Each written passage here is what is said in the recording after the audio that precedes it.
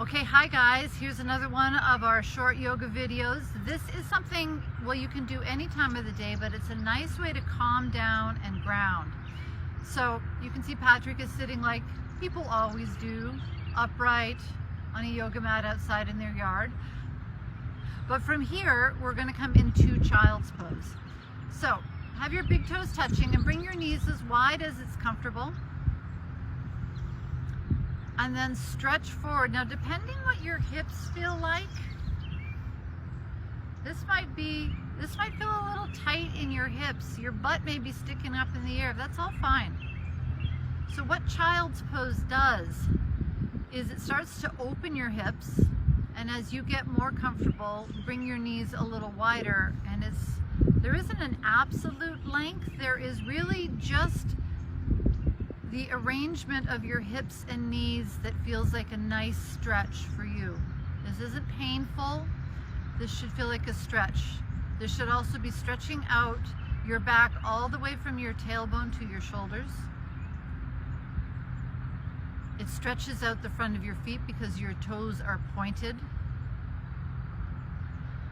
And then as you reach your arms forward, you'll start to feel a stretch in your shoulders. And if the ground is just way too far away, take a pillow and rest your body on a pillow. But this is a great pose to calm down, to ground, just to take a minute. It's also a good one to put your kids in. Kids actually really like this pose. And this is a great time to really focus on your breathing. 10 breaths in this pose will turn on your parasympathetic nervous system. It's the one that tells you it's okay to calm down, that you can digest your food, that you can make it through another 10 minutes of your day. And we're going to add just a little bit of a side stretch to your spine. So as you inhale, crawl your fingers a little further. And then as you exhale, walk them over towards your right. Leave your hips where they are. And it doesn't have to be big and dramatic. Again, you should just feel the stretch along the side of your body. And you can take, in this case, it's Patrick's left hand. You can put it on top of your right hand. But if that doesn't work, you don't have to. The idea is that you feel a stretch. And that stretch should come along the side of your body, out to your fingertips. You can stay here as long as you'd like, or crawl your hands back to center. Take a moment to reset in the center and then crawl them the other way. So now you get a better idea of the stretch in the side of his body. The stretch comes into the shoulder, along the triceps, and it actually adds a different, just a tweak to the stretch that you're getting in your hips. This is a great pose also when you first get up, but if you've been in a chair for a long time, it counts as an inversion because your head is lower than your heart, is lower than your hips, so this will actually bring more blood to your brain. Inhale, come back to center. Now, if that's all you've got time for, great, that was 3 minutes. From here, if you want to bring a little more into it, inhale, hinge forward into tabletop. And tabletop is a great pose. And if you've got knees, I have a friend who has a knee replacement. Here's a great time just to roll up a towel or a blanket or something. Put something under your knees. Same thing, if your wrists have a hard time here, put something a little softer under your wrist so it's not quite a 90-degree bend. You can see how Patrick's are bent 90 degrees. And from here, we're going to cat-cow it. So inhale for cow. Roll your shoulders back, drop your belly, stick your butt up, and your gaze, it might feel nice to lift it. Pull your heart forward. And then exhale for cat.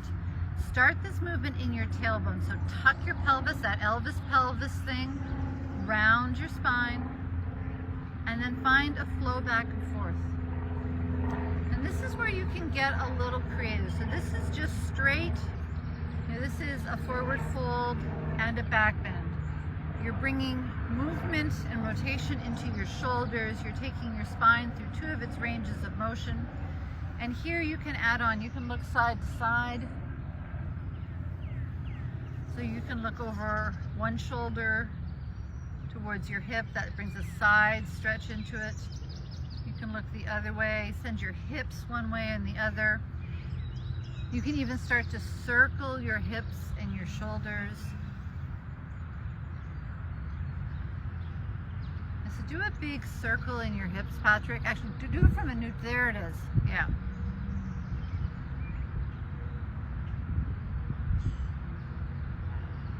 Yeah, and again, that is just bringing movement in places that maybe have been still too long. You can even hinge back and forth and go back into a bit of a cat, come forward, you know, open up into a cow, back into a child cat kind of thing. We'll call it kitten. So yeah, do that. Do a cat, hinge back, and then hinge forward, bring it into a cow. So it's like an upward facing cow, backward kitten. These are really technical yoga terms. I did not just make them up at this moment. I would never do that to you. And then from here, come to a neutral tabletop. Yeah, next. And again, stay here, do this as long as you like. This is great. It also grounds you and connects you to the earth. So from here, tuck your toes. Hover your knees. Now just bring them up an inch. I'm not going to hold this too long because I want to keep these videos quick, but this is a great core activation. Right, Patrick? Yeah, it's a core activation. Definitely a core activation. You can stay here as long as you'd like. But for brevity, for you to get these done in 10 minutes, let's come into down dog. So hips up and back. And here, you know, bend and bend. Start to find movement. You can drop your hips side to side. You can drop your legs side to side. Come up on your toes. That is great to stretch your feet. Let your heart reach towards your thighs. And this stretches out the whole back line of your body. So the whole back of your leg, all along your back, your shoulders. And if it's hard for you to do this on the ground, you can do this on the edge of your bed. So instead of having your hands on the ground, you would have them on a chair, a piece of furniture. If you look at our chair yoga, we show you how to do this pose on a chair. And now we're just going to do some flows between down dog and up dog. So as you inhale, hinge forward, roll your shoulders back, drop your hips, find a bit of a back bend.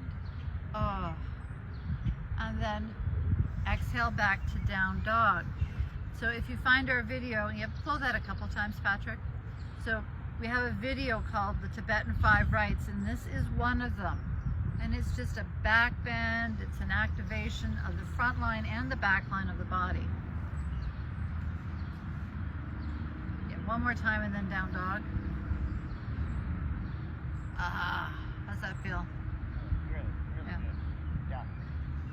Yeah, so you can do those anytime. I know it's sometimes in yoga classes people freak out about doing it that way. It's okay to do it that way. It actually feels kind of nice, especially if you've warmed up your core a little bit. All right, down dog. And now we're going to do a pose that we often do at the end of class, but it's great to do anytime. Send your right leg up. Exhale into half pigeon. So bring your right knee to your right wrist. Send your left leg back. Do not try to parallel your shin to the front of your mat. If I could unteach that to anyone, I would. Now from here, see how Patrick's seated. Patrick, crawl your hands towards me. So this brings up, but keep the length in your spine. Don't lean forward as much. Right. Remember this fun? Yeah. So show the people where you're feeling it. This should be in the, yeah, all along here. It's a twist. It comes into your hip. It should be stretching out your other hip flexor. And then just bring it down to a resting pigeon.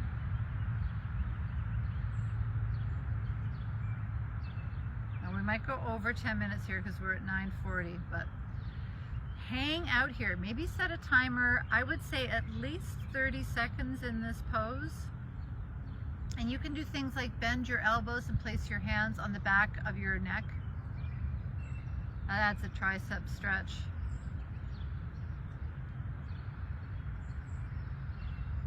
All right, so we're going to pretend that you held that for 30 seconds.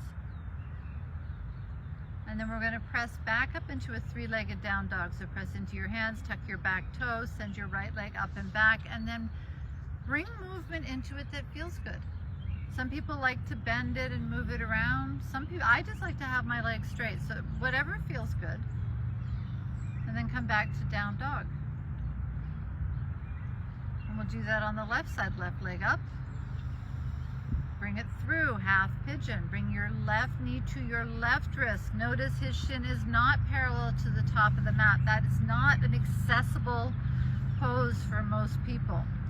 The stretch should be in the front of your right hip, the outside of your left. And then lengthen your spine and start to twist over your left leg. And if you twist the other way, it's not the end of the world. Again, you'll get to the point where you think, oh yeah, this is where I need a stretch. This actually feels kind of good. Find that stretch there. And then when you're ready, bring it to center, come down to resting pigeon.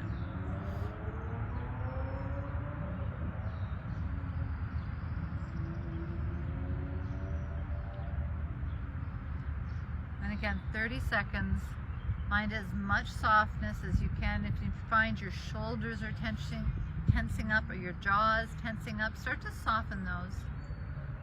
Relaxing your hips is a little harder, so sometimes even just relaxing the muscles in your hands is helpful. So again, let's say we did that for 30 seconds. You're going to press yourself back up, tuck your back toe, send your left leg up and back. And again, take the movement that feels good. Whew.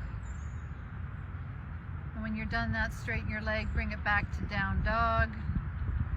And then walk your hands back to your feet so you're coming into a forward fold.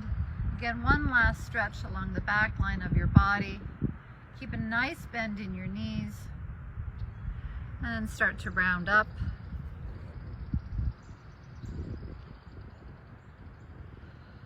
Big breath in, hands to your heart, exhale, and done. Go out there and start your day.